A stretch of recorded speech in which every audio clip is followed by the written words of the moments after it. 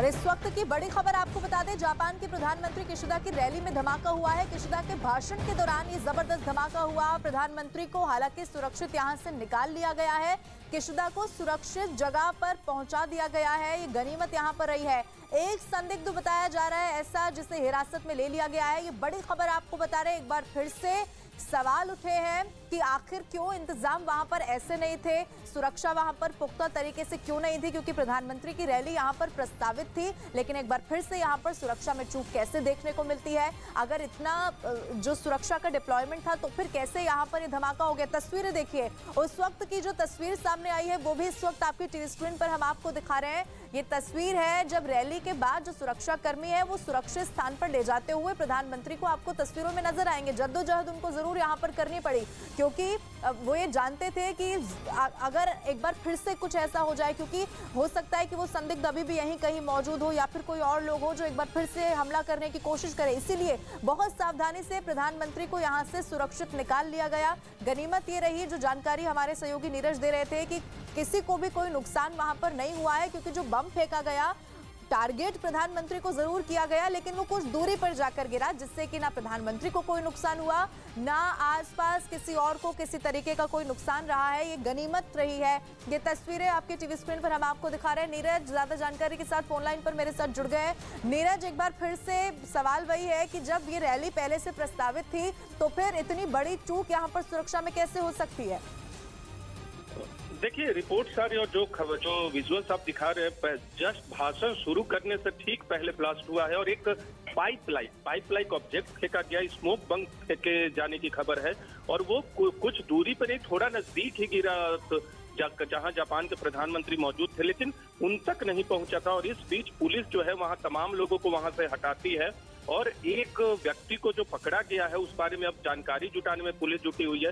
लेकिन सवाल यही उठता है, थोड़ी देर पहले आपने जिक्र किया कि जब बाई इलेक्शन में पॉलिटिकल इवेंट की तैयारियां मौजूद होती है तो ऐसे लोग प्रवेश कैसे कर जाते हैं। शिंजो आबे के मामले में देखा होगा, वो एक इवेंट को संबोधित कर रहे थे, इसी तरह का भाषण दे रहे थे और एक व्यक्ति आता है, उन पर हमला कर देता है और अब वो इस दुनिया में नहीं है। लेकिन फुमियो किशिदा के मामले में, जो कि जापान के मौजूदा प्रधानमंत्री, अगर उन पर इस तरह का हमला होता है या उनके इवेंट के आसपास इस तरह का हमला होता है तो अपने आप में जापान की सुरक्षा व्यवस्था पर बड़ा सवाल। और तस्वीरें देख रही हैं किस तरह के हालात है। तुरंत हड़कंप मच गया, लोग इधर से उधर निकलने लगे जो लोग पहुंचे हुए थे। और हालांकि जापान के पीएम को वहां से निकाला गया। लोगों को शुरुआती तौर पे कुछ समझ में नहीं आया कि क्या कुछ हो रहा है इस घटना के बाद, क्योंकि आवाज सुनी गई धमाके की और धमाके की आवाज सुनने के बाद ये लगा कई धमाकों की खबर है और धमाके की आवाज सुनने के बाद तुरंत जापान के प्रधानमंत्री को निकाला गया और न सिर्फ जापान के प्रधानमंत्री को, वहां मौजूद बाकी लोगों को भी वहां से हटाया पुलिस ने। और तस्वीरें इस वक्त जो न्यूज 18 इंडिया पे दर्शक देख रहे हैं, एक व्यक्ति को पकड़ने की आपने जो देखा कि जो पुलिस कर्मी है वहां, सुरक्षा कर्मी है, वहां से कुछ लोगों को हटाते हुए एक व्यक्ति को पकड़ते हुए ऐसी भी तस्वीरें सामने आई है। और जो पूरा इवेंट स्थल था बहुत बड़ा दिख रहा है, बहुत छोटा सा नहीं है कि जापान के प्रधानमंत्री पहुंचते हैं और छोटे इवेंट में पहुंचते हैं, लेकिन ये बड़ा सा इलाका भी जो इवेंट स्थल है, इवेंट का वेन्यू है, वो बड़ा दिख रहा है। और यहाँ एक व्यक्ति को पुलिस को पकड़ते हुए सफेद कपड़े में और काले कपड़े में आप देख सकते हैं। तो पकड़ तो लिया गया है, मकसद क्या था? जाहिर सी बात है, अगर आप इस तरह के इवेंट में पहुंचते हैं तो मकसद आपका प्रधानमंत्री फुमियो किशिदा कि प्रधानमंत्री यहाँ पर सुरक्षित रह गए, क्योंकि जो हमलावर, जो संदिग्ध जिसे हिरासत में लिया गया है, ये तो एक संदिग्ध जिसे हिरासत में ले लिया गया, ये तो अभी तक जानकारी नहीं है कि और कितने लोग उनके साथ वहां पर शामिल होंगे जिन्हें अभी हो सकता है आने वाले समय में हिरासत में ले लिया जाए, जानकारी मिल जाए। लेकिन हूबहू ऐसा ही आपने भी बताया कि पूर्व प्रधानमंत्री भाषण दे रहे थे और उस वक्त हुआ। अगर हूबहू ऐसा हुआ है तो उसके बाद भी क्या यहाँ पर सीख नहीं ली गई? क्या यहाँ पर सुरक्षा को और पुख्ता नहीं करना चाहिए था? देखिए, पूर्व प्रधानमंत्री और प्रधानमंत्री की सुरक्षा में जमीन आसमान का फर्क होता है। जापान में भी फुमियो किशिदा मौजूदा प्रधानमंत्री हैं, शिंजो आबे प्रधानमंत्री नहीं थे, वो एक कार्यक्रम को संबोधित कर रहे थे और उन पर गोली से हमला हुआ था यहाँ, लेकिन पाइपलाइन ऑब्जेक्ट फेंका गया। मकसद क्या था? जाहिर सी बात है, मकसद में कोई किसी तरह का संदेह नहीं है, मकसद नुकसान पहुंचाना या फुमियो किशिदा ही रहेंगे। इस बारे में पूरी जानकारी अब से थोड़ी देर बाद सामने आएगी। पिछली बार शिंजो आबे के मामले में आपको याद होगा कि शिंजो आबे की नीतियों से परेशान होकर शिंजो आबे पर उस व्यक्ति ने हमला किया था जो बाद में गिरफ्तार हुआ था उसी वक्त। लेकिन इस पूरे मामले में क्या मकसद था, क्या उसकी सोच थी, क्यों पाइपलाइन ऑब्जेक्ट लेकर पहुंचा था और क्यों धमाका किया। हालांकि दूर थोड़ा गिरा प्रधानमंत्री जहां मौजूद थे वो खूब बाल बचे हैं, लेकिन बाकी लोगों को भी नुकसान नहीं हुआ। ये बहुत अच्छी खबर कह सकते हैं अगर इस तरह का कोई टारगेट लेकर पहुंचता है। केवल धमकाना क्या मकसद था, इन तमाम पहलुओं पे जापान की पुलिस अभी जांच करेगी। छन छन के जो अब तक रिपोर्ट्स आ रही है जापान के मीडिया के हवाले से, वो यही बता रहे हैं कि जापान के प्रधानमंत्री पूरी तरह से सुरक्षित हैं।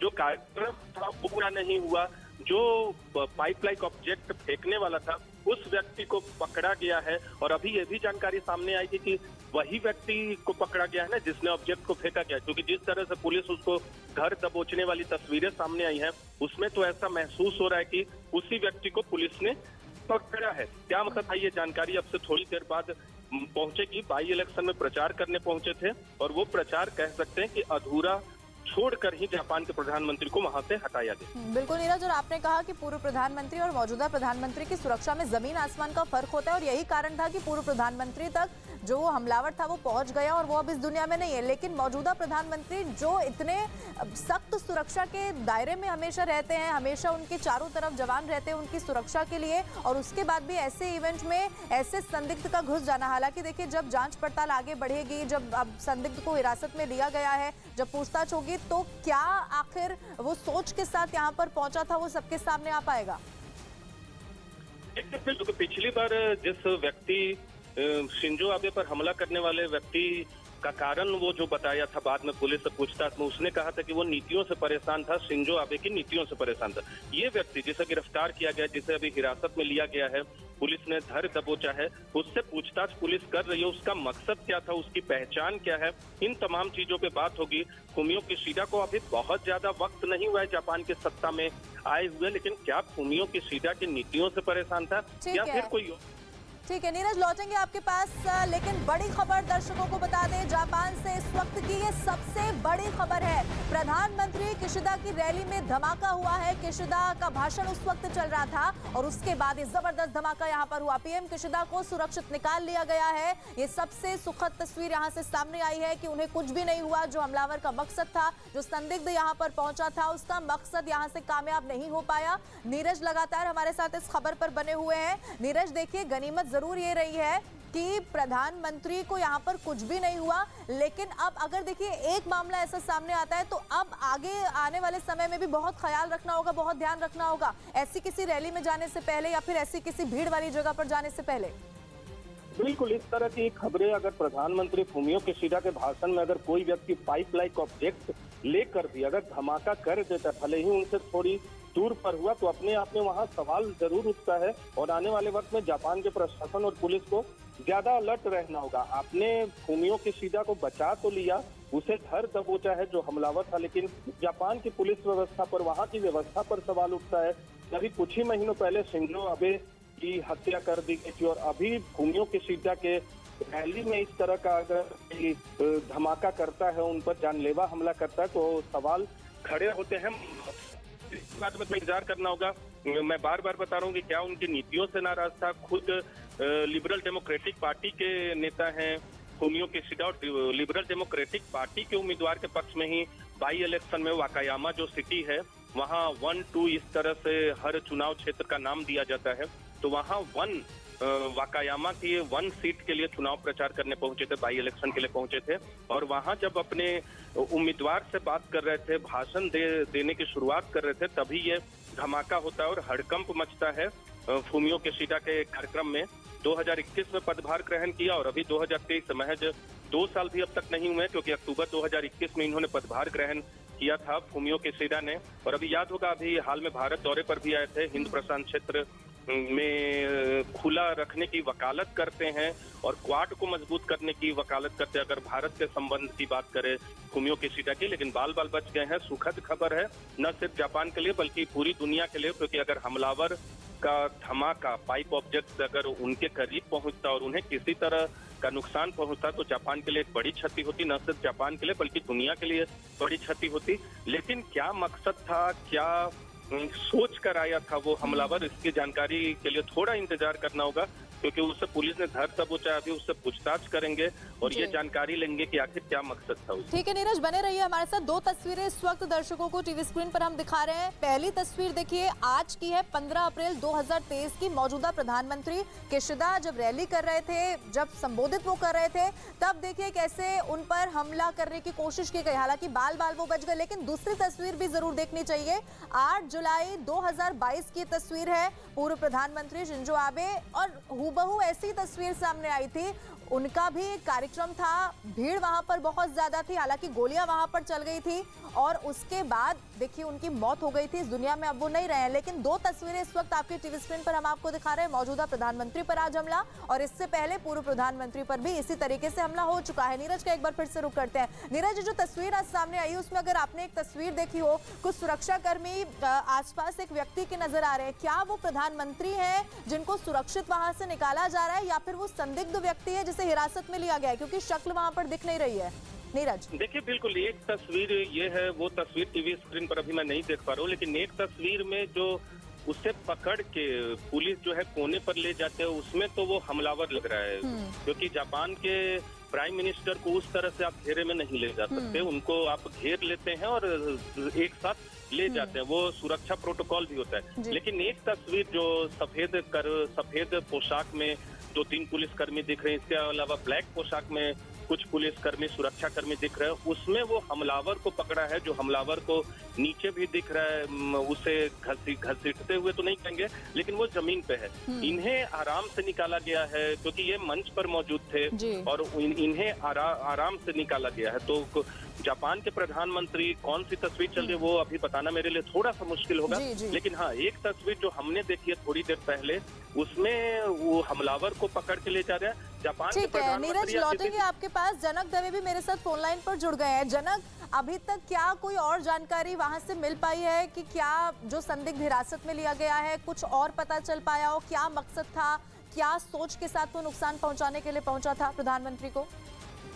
देखिए रवीना, इसमें और अभी जानकारी हम जुटा रहे हैं। इस मामले में दरअसल आरोपी को पकड़ा गया है, उससे पूछताछ हो रही है। दरअसल पिछली वजह से अभी शिंजो पर जिस तरीके से हमला हुआ था, जो गन से हमला किया गया था पिछले साल जुलाई महीने में, बिल्कुल उसी अंदाज में इस बार हालांकि पाइप बम से हमला करने की जानकारी है कि जब किशिदा फुमियो जो पीएम है वो वहां पर वेस्टर्न जापान के जो पोर्ट पर जिसका नाम सेकाजाकी पोर्ट है वकायामा में, वहां पर वो जब भाषण देने पहुंच ही रहे थे उसी समय पर ये धमाका हुआ। लोग भी वहां पर थे। तस्वीरों में आप जिस तरीके से देख रहे हैं कि कैसे उस समय हड़कंप मच जाता है जब अचानक से वहां पाइप बम फेंका जाता है। हालांकि पीएम पूरी तरह से सुरक्षित है, उनके जो सुरक्षा कर्मी थे उनको तुरंत सुरक्षा घेरे में लेते हुए सुरक्षित बाहर निकाल देते हैं। लेकिन जो बारीकी सुरक्षा कर्मी है वो तुरंत उस जो संदिग्ध जो दिख रहा है उसको वो पकड़ते हुए दिख रहा है। तो तस्वीरें भी साफ तौर पर जिस तरीके से अभी नीरज बता रहे थे कि वो तस्वीरों में भी साफ तौर पर आरोपी को पकड़ते हुए दिखा गया है।